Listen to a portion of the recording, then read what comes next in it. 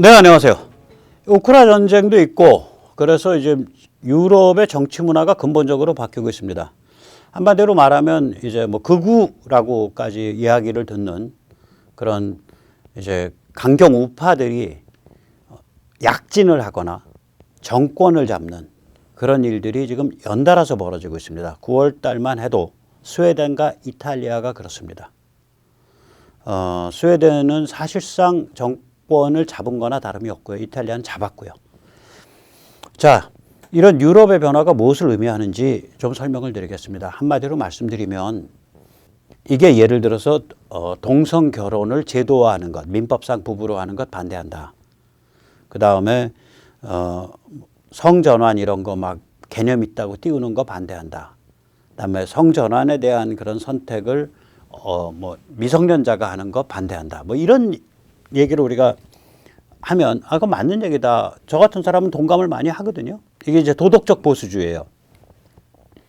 이 도덕적 보수주의 한다 그래가지고 속지 마라 이 말씀이에요.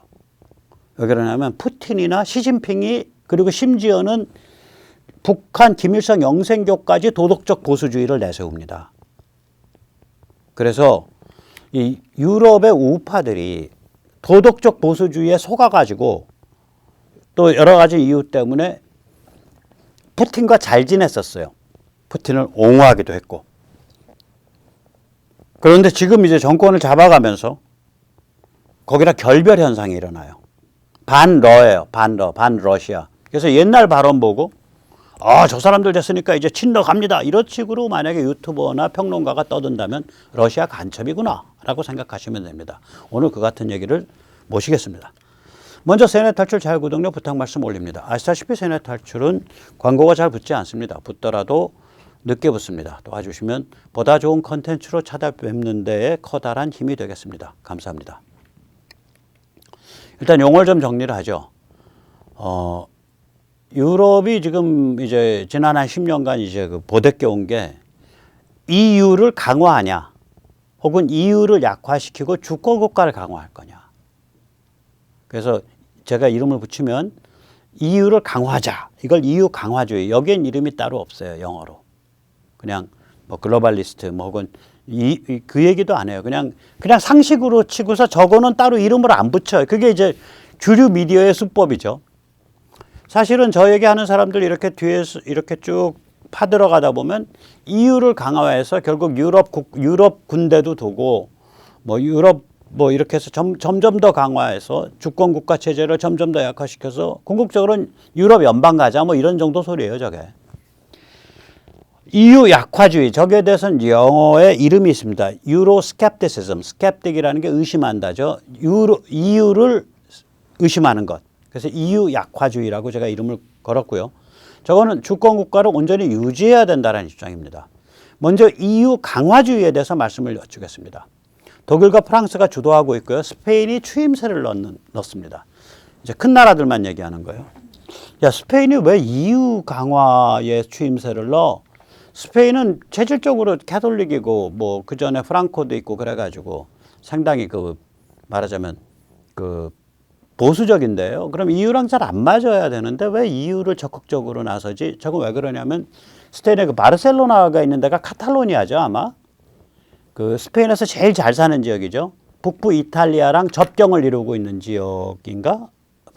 남부 프랑스랑 접경을 이루고 있는 지역이죠. 그렇죠. 남부 프랑스랑. 거기가 분리운동이 있잖아요. 그래서 스페인이 말하자면, EU를, 스페인 정부가 EU 강화를 주장해요. 그래, 분리운동하는 애들한테 그러는 거지.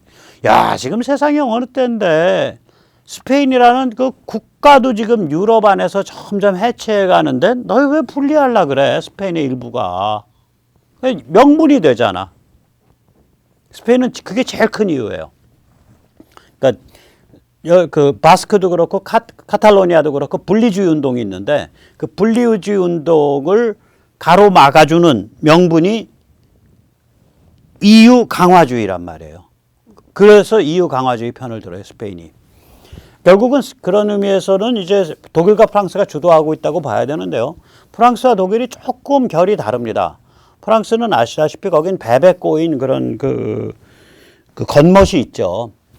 제가 그전에도 한번 우스갯소리로 얘기했는데 2차 세계대전 끝나고 나서 이제 그 전쟁에 지친 미군 병사들이 현지에 있는 이제 그땐 다 어려울 때니까 이제 여성들이 몸팔러 나오잖아요. 길거리에 몸팔러 나온 여성들과 이렇게 마주쳤다가 별 이유 없이 가장 많이 폭행당한 도시가 어디냐? 파리입니다. 그러니까 몸팔러 길거리에 나왔는데 너희 쌍껏 양키들한테 내가 내 몸 팔아야 되냐? 갑자기 그 생각이 들어서 먹고 있던 싸구려 샴페인병으로 아무 이유 없이 쥐아의 머리를 내리치고 우산으로 배를 찌르고 뭐 이런 사건들이 많았다 그래요. 그러니까 프랑스가 그런 종류의 그 오기 내지 자격지심이 있다고요. 그래서 프랑스에서는 미국의 단극 체제는 일종의 제국주의다. 이를 막으려면 유럽 즉 EU를 강화해야 된다. 뭐 이런 식의 얘기가 우리를 치면 우리나라에서 노제팬, 친일파 박멸 뭐 이렇게 아주 싸구려 같이 그냥 다 인정하는 상식이 돼 있는 그런 분위기가 일부분이 있어요, 프랑스가. 그래서 프랑스에서는 EU는 거의 성역화되어 있는 거죠. 그 다음에 이제 독일은요, 그거랑 조금 다릅니다. 독일은 그런 주장을 하곤 싶겠는데 아마 하게 되면 좀 문제가 있죠. 거기는 전범국가니까. 그러니까 독일은 그걸 경제적으로 주장을 해요. EU가 앞장서서 러시아를 세계 시장으로 끌어들이면 러시아를 편화시킬 수 있습니다. 저 영어로 저 용어도 있습니다. Change through trade, 무역을 통한 변화. 저게 독일이 1970년경부터 추진해 온 거예요. 냉전 끝나기 전부터, 훨씬 이전부터. 50년 동안. 그래서 요번에 이 사단 벌어진 거 아니에요. 노르트슈트름 가스관 다 뽑고 그래가지고 유럽 다 연결해놨다가 지금 우크라 전쟁 터지니까 유럽이 다 폭망하는, 자기만 폭망하면 좋은데. 유럽 전체를 끌고 러시아 사랑을 앞에 몸을 바치도록 유혹한 게 독일. 푸틴의 간첩이라고 말할 수 있는 메르켈. 그거죠. 그 이제 EU 강화주의는 프랑스와 독일이 저런 관점을 가지고 있는 거예요. 그리고 EU의 이제 문제가 뭐냐? 문제는 뭐냐면 저 도덕적 말하자면 해체주의죠. 글로벌리스트 내러티브, 무한젠더. 그 남녀 성구분 무슨 의미 있겠어요? 오늘은 남자, 내일은 여자, 아침에는 여자, 오후에는 남자 같이 느끼면 거기에 맞춰서 섹스하고 살면 되지. 뭐 이런 거죠. 무한젠더. 기후종말. 지금 뭐 화석연료 때문에 세계 망합니다. 그러니까 빨리 지금 뭐 풍차 돌리고 태양광 놓고 다 그렇게 해야 돼요. 그래가지고 이번에 망한 거죠. 역사에서. 유럽 역사는 백인 우월주의와 제노사이드에 찌든 국가주의의 부끄러운 역사입니다. 이걸 이제 탈피해야 됩니다. 다 오세요. 다 이민 받아야 됩니다. 이민에 취해가지고 나라가 무너질 지경이 됐잖아요. 북구 같은 데는 인구가 작으니까. 자, 그렇게 이게 EU 강화주의고, EU 약화주의에는 스타일이 두 개가 다릅니다. 하나는 영국 스타일은, 이거 영국밖에 없어요. 영국 스타일은 딱 무슨 정치적인 얘기 많이 안 해. 국경, 이민관리, 영국의 정신문화의 정체성을 유지하는 것. 특히 국경과 이민관리. 그래서 우리가 브렉시트, EU 탈퇴한다예요. 영국의 EU 탈퇴에 가장 중요한 게 국경과 이민관리였죠. 그런데 다른 데 가면은 저 두 개만 가지고는 좀 맹숭맹숭해. 그러니까 이제 그 레시피가 이제 진해져요, 음식이. 이게 이제 도덕적 보수주의 딱 주장하는 거지. 예를 들어서 헝가리의 오반, 빅토르 오반. 헝가리는 항상 역사적으로 보나 크리스찬이티의 기독교 정신의 최전방이었습니다. 기독교는 우리 헝가리 정신으로부터 한치라도 떼낼 수 없습니다. 그런데 EU를 보십시오.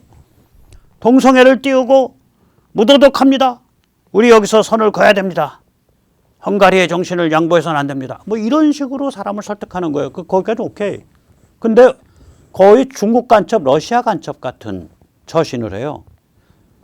헝가리의 수도 부다페스트에 중국 샹하이 푸동대학 분교 만들려고 그랬다가 시위에 의해서 가로막혔습니다. 러시아랑은 무지하게 친하고.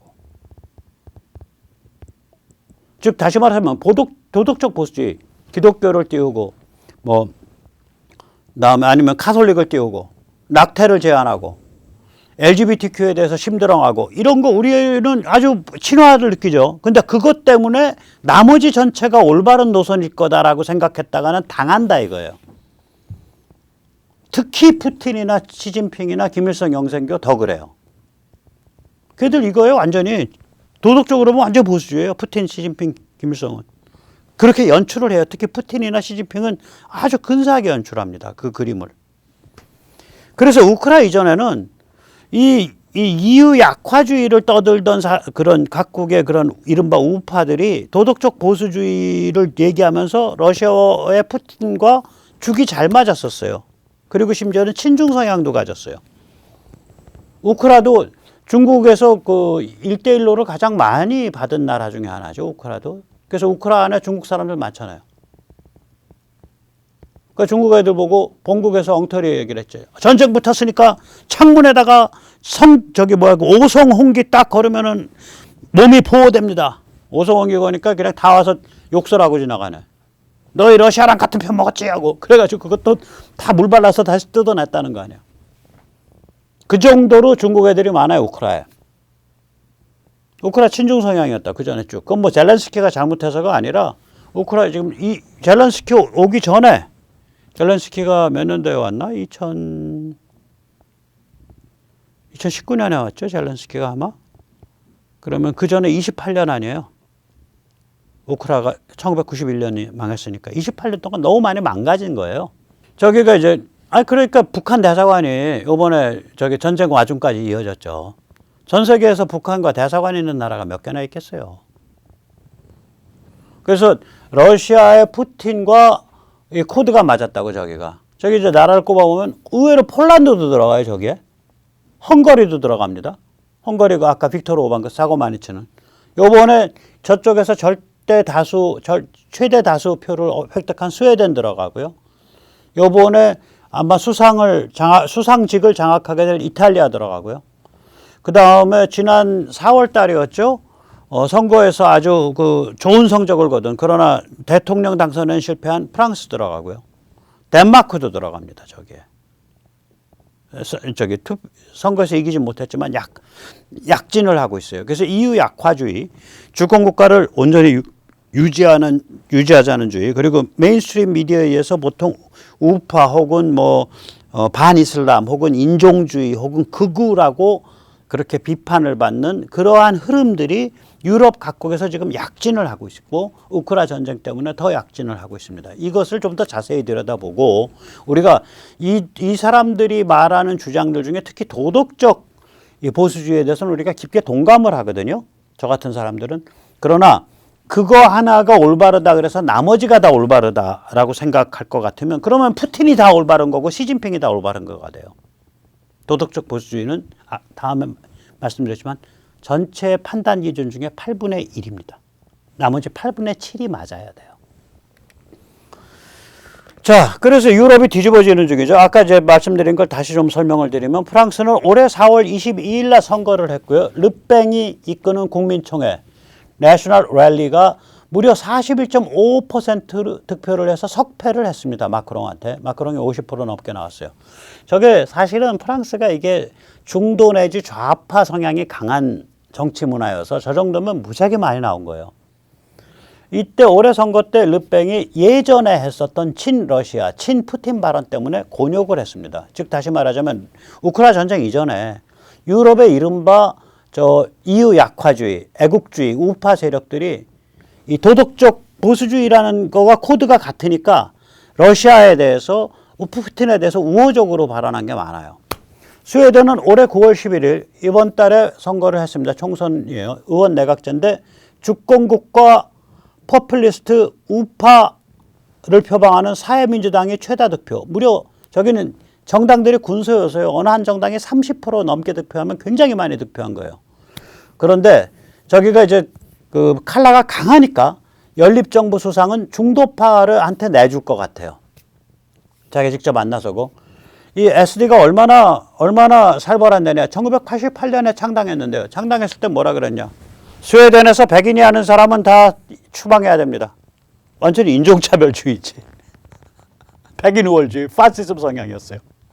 백인이 아닌 이민자는 다 차별해야 됩니다. 30년 전에. 지난 30년 동안 점점 온건화됐어요. 그런데. 그래서 지금은 꽤 온건해요. 그러나 저런 전력이 있기 때문에 이제 그 주류 미디어에서는 극우다, 극우다 하고 계속 낙인을 찍는데 진짜 극우가 뭔지 알면은 저 정도는 그냥 온건화됐기 때문에 이제 더 이상 아무 큰 문제가 아니다. 이탈리아. 물론 SD도 저기 러시아 규탄합니다. 스웨덴 사회민주당 저기 우파도.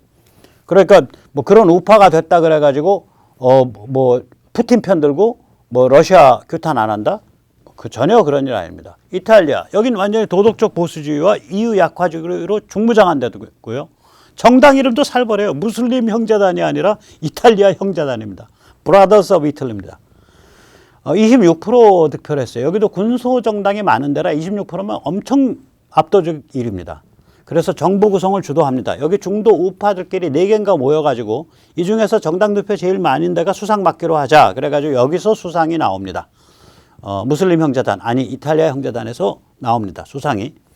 이 당 정말 살벌한 당인 게 1945년 이전에 그 베니토 무솔리니의 파시스트 당이 있었죠. 베니토 무솔리니가 45년에 죽었죠. 그러나서는 이 파시스트 당의 후신이 뭐냐? 1995년경까지 이탈리아 사회운동당입니다. Movement for Socialist Italy인가 그래요. 이탈리아 사회운동당. Social Movement for Italy인가 그래요. 예. 그 다음엔 이제 1995년경부터 한 2009년까지가 저 당이 뭘로 이름을 바꿨냐? 국민연대로 바꿨으니, 즉 국민연대의 할아버지는 무솔리니인 거예요. 아버지가 거의 무솔리니 비슷한 이탈리아 사회운동당이고, 그 국민연대랑 다른 정당 하나가 합쳐져 갖고 지금 현재 이탈리아 형제단이 된 거예요. 그래가지고 그 깃발이 뭐냐면 이탈리아 그 삼색기잖아요. 뭐 저기 연두색, 하얀색, 빨간색 그 삼색을 가지고 색깔 있는 아이스크림 같이 그 불꽃에다가 삼색으로 둘러놓은 거예요. 그러니까 자유한국당 옛날 그 횃불 같은 거예요. 그래서 이 횃불 같은 거 그런 걸 로고 쓰면 안 됩니다. 그건 극좌거나 극우예요. 아무튼 거긴 이쁘장하게 삼색 횃불을 써요. 근데 그 삼색으로 그렇게 쓰는 게 언제부터 그랬냐? 저 파시스트 당 때부터 그랬다는데. 그래서 저기를 이제 주류 언론에서는 무솔리니의 아들, 손자, 증손자쯤 된다라고 공격을 해요. 극우다, 파라이트다. 근데 제가 보면 별로 극우 아닌데. 제 기준에서는. 그러다 보니까 여기가 우크라이나 침공 전까지는 친러시아, 나토는 찬성하는데 러시아에 대해서는 친해요. 저기 친화적인데요. 도덕적 보수주의가 같으니까. 그러다가 우크라이나 침공 후에 완전히 반러시아 그리고 나토 노선입니다. 그래서 이탈리아의 극우가 돼서 앞으로 무슨 이제 저기 반러시아의 기수가 돼서 서방의 글로벌리스트와 싸웁니다. 웃기는 소리 하지 마세요. 그런 소리 하고 있는 자 있으면 거의 러시아 간첩이라고 간주하셔도 됩니다. 물론 또 그쪽에서는 저보고 CIA 간첩이라고 그럴 텐데 저는 죄송한데 실업자거든요. 실업자예요. 자, 그리고 이런 종류의 제가 만약에 미국 쪽에 무슨 포섭이 돼 있으면 CIA 라인이라 국무부 라인이죠. 그 미국 정보 라인의 성격도 모르는 거예요. 근데 사실은 마약 단속국 라인일지도 몰라. 저 마약 단속하는데 취미 있거든. 자, 그 다음에 이제 극우 친러라고 이제 이때까지 공격받아온 유럽 우파는 앞으로 어떻게 갈 거냐.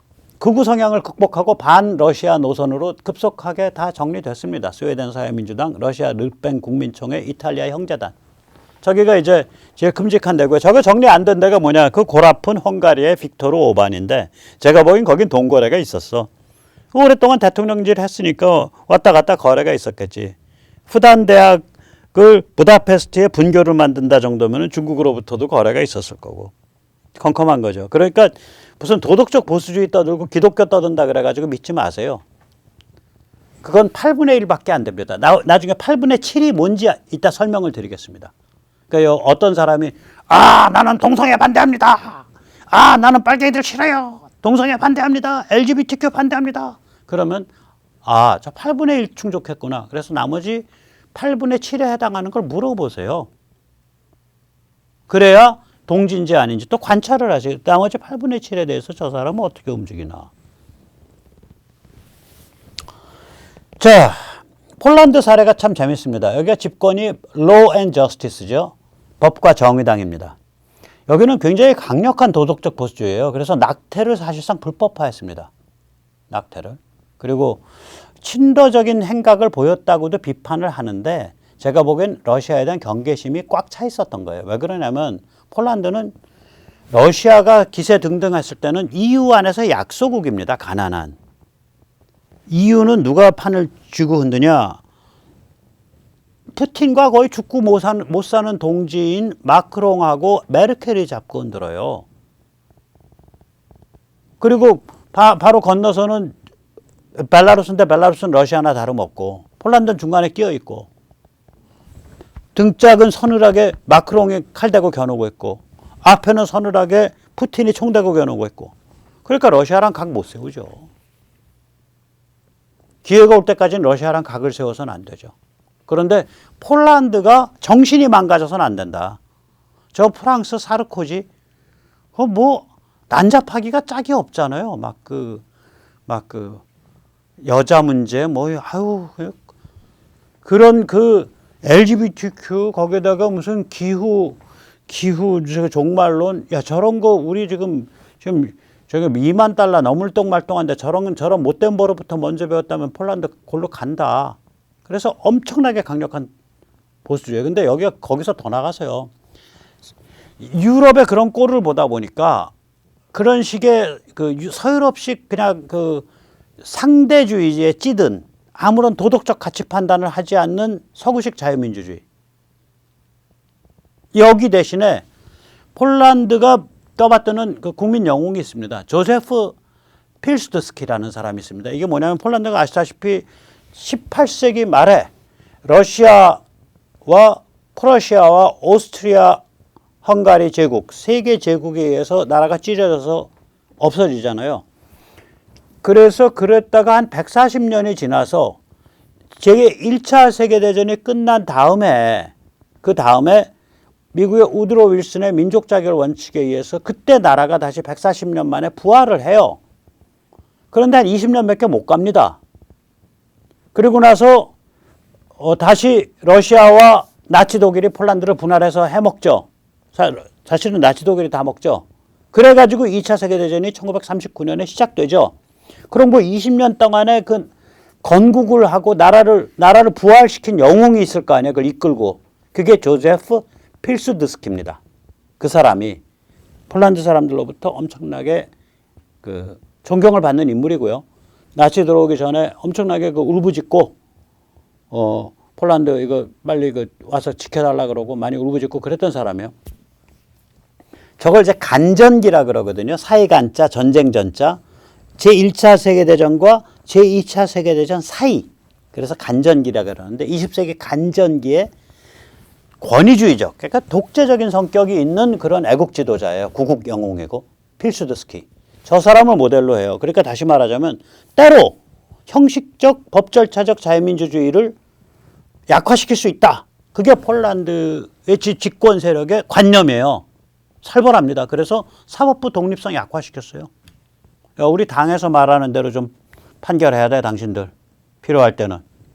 언론도 집권당의, 국가도 아니에요. 집권당의 통제를 법제화시켰어요. 당에서 지시하면 해줘야 돼. 저게 왜 그러냐면 집권당 총재가 대통령 두다도 아니고 수상도 아니에요. 집권당 총재가 누구냐면 야로슬로프 카진스키라는 사람인데 저 사람의 형과 저 사람이 법과 정의당을 만들어서 키운 사람들이에요. 그래서 대통령 수상에 대한 집권당 총재의 권한도 강하게 법제화시켰어요. 헌법재판소 장악했어요. 표현 및 집회의 자유도 꽤 제한을 했어요. 그래서 EU는 폴란드를 가짜민주주의, 유사민주주의로 규정하고 폴란드에 대한 지원금도 안 주고 그런 거예요. 그러니까 폴란드가 EU로부터 받은 지원금 받으면 우리한테 무기 살 때 좀 편해요. 돈이. 그러니까 폴란드와 EU 사이에 긴장이 있다고요. 그러니까 우리가 유신 때 한국적 민주주의란 말을 했거든요. 박정희 정부가. 그거 다 비웃었죠. 유신만큼은 아닌데 유신 때는 살벌했죠. 긴급조치구호 같으면 법률적으로 따지면 돌잔치도 못하니까. 유신만큼은 아닌데 상당히 많이 형식적 자유민주주의적 법 질서를 많이 약화시켰어요. 그래서 저건 폴란드적 민주주의 아니냐.